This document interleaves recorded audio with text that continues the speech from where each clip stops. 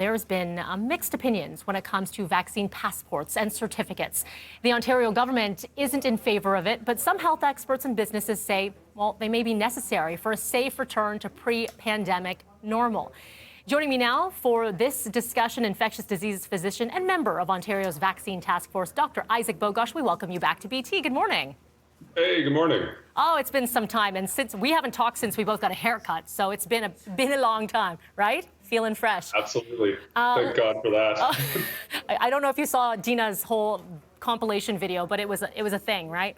Great music. Yeah, let's talk a little bit about vaccine passports, because that is the hot topic right now. Vaccine passports, vaccine certificates, whatever you want to call it.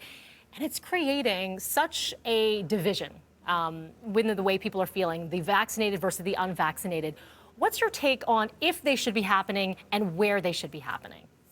Yeah, certainly. I completely appreciate that this is a hot button issue. And it's interesting, though, when you look at polls of Canadians, in fact, the vast majority of people are in favor of this. And if you ask the business community and you speak with business leaders, they're also in favor of this. But of course, there is a tug of war between people who are ensuring their individual rights and freedoms are adhered to versus public health and public safety. I mean, if you take a step back and look at what is being proposed in a place like Quebec, they're basically saying, listen, you need it. First of all, if things are getting bad, if for example, the healthcare system is being threatened, they will request proof of vaccination or immunity before gaining entrance to non-essential settings like restaurants or bars or movie theaters, places where they're closed indoor settings where we know COVID-19 can be transmitted. Obviously, it's controversial, and some people are in favor of this, other people are not. I think we should at least be open-minded to the idea because this pandemic is not over yet. We have significant community-level protection with the high rates of vaccination, but there's still millions and millions of people who are unvaccinated who can get this infection and transmit this infection. So at least we should be open-minded and have these conversations now. Okay. We had Dr. Kieran Moore on the show last week, and we talked about that goal, the very big goal of a 90% of double vaccination. And that's a big goal. Do you think that's a realistic goal to get Ontario to that place? Because when we look at the unvaccinated population, who are we talking about? Because it's not just people who don't want to get the vaccine. There are some other factors at play as well.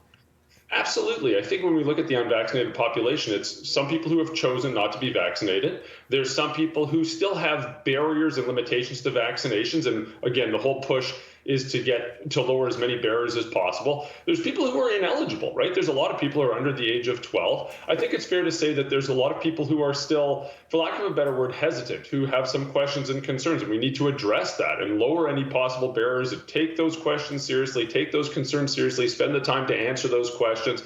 So it's a pretty heterogeneous group of people. Now, can we get to 90%? I honestly don't know. I think it's a very laudable goal. When we look at the polling, it suggests that we'll probably make it to around, 83 to 87%. But I think if we do a very significant push, lower every possible barrier, combat misinformation, especially online, address questions, address hesitancy in an empathetic and data-driven manner, we'll clearly get to the higher end of the spectrum. Okay, we'll be watching over the next few weeks. Very quickly for you, we got about 30 seconds. I know you got to run. We are waiting on that back-to-school reopening plan. We're waiting on it from the Ministry of Education. What would you like to see in it? Well, I mean, there were some recommendations by the Ontario Science Table with broad stakeholder engagement, including educators, mental health experts, physicians, scientists, public health leaders. I mean, and I thought that was very comprehensive and very reasonable. They talk about ventilation, masking in some settings, cohorting in some settings, really taking a regional approach based on the risk in the particular part of Ontario that you're in, because this is such a massive place. You don't really need a one-size-fits-all solution. They talked about things that should be permanent, like better ventilation in the classrooms, versus things that are temporary based on the current risk.